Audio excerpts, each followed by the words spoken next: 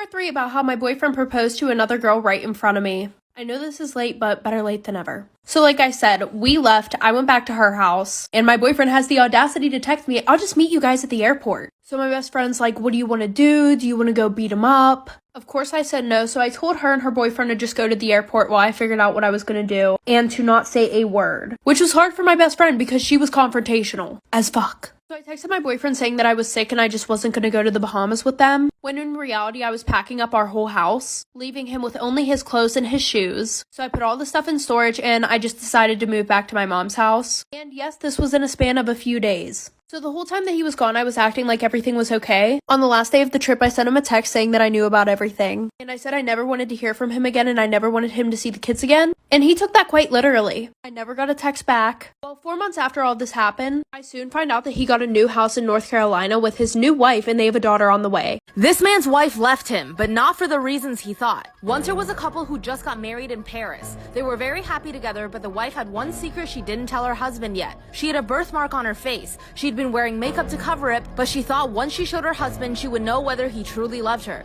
So after they got married, she took off her makeup and showed him. He was surprised, but he wasn't going to let that change anything. However, the next morning, his wife was gone. Her husband thought that she must have felt upset due to how surprised he looked when he saw her birthmark. Or maybe she had second thoughts. After months of getting no reply, he finally gave up on trying to look for her. He was heartbroken, but after a few years, he got a new job in a different city. He wanted a fresh start in life, but things didn't go as planned. He came across a strange-looking circus called the House of Oddities. This made him very curious, so he went in, but what he saw inside would shock him. Among the other circus acts, he saw a twisted woman rocking back and forth, looking terrified. He screamed as he recognized the birthmark on her face. Story time about how I saw my boyfriend propose to another girl in front of me. So a little background information. At the time, my boyfriend and I had been together for around 4 years. We had 2 kids together, and our relationship was pretty rocky. Within the first year of us dating, he would cheat on me all the time, and both times that I was pregnant, he would cheat on me also.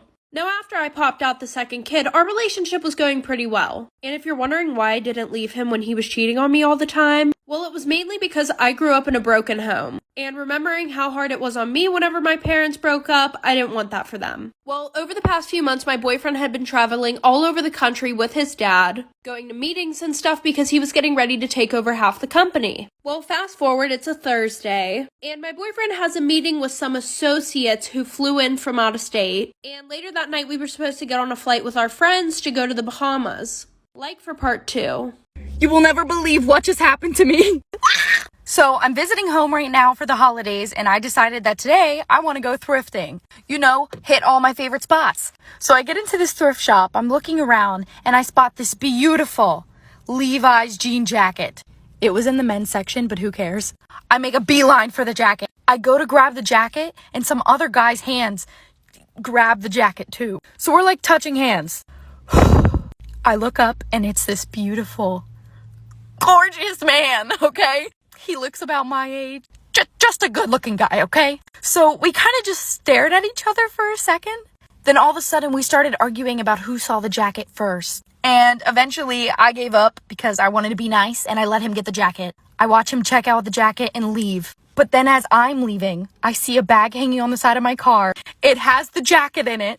He left me this note with his number on it. I think I just had my Disney movie moment. This is why you should never talk to strangers in an elevator.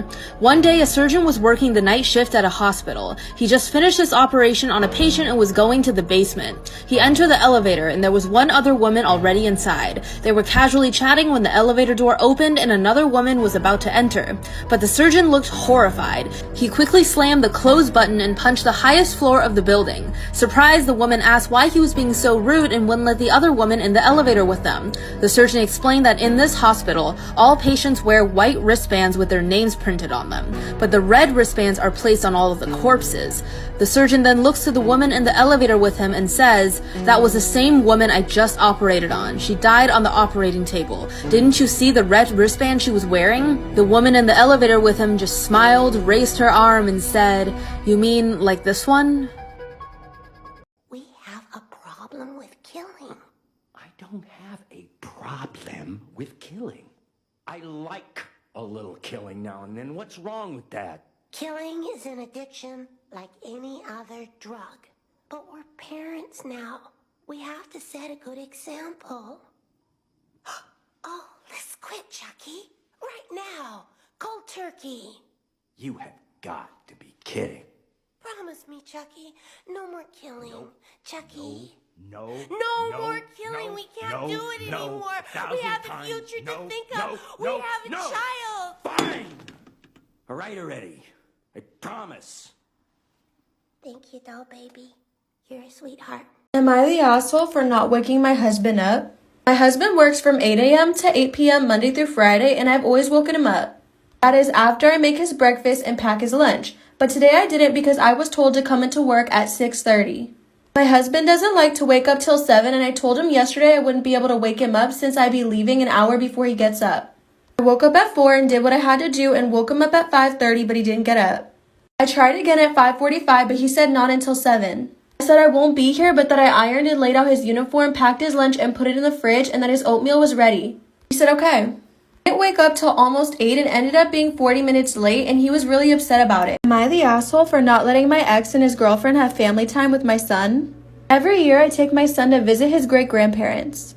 Usually his dad, my ex, will be there too during the trip, and they'll spend a lot of time together since my ex doesn't see our son as often as I do. The difference this year is that he brought his girlfriend with him, and the trip has been a disaster. The first week here, my ex wanted to take my son out sailing with his girlfriend. They came back early, and my son was crying so hard he threw up. I asked my ex what happened, and he said he didn't know and that our son just kept asking for me.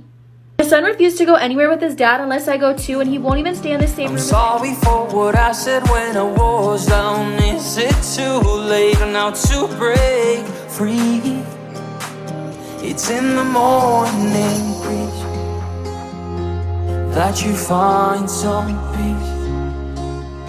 It's in the small mistakes that you find your way to live. It's in the morning breeze that you find some peace.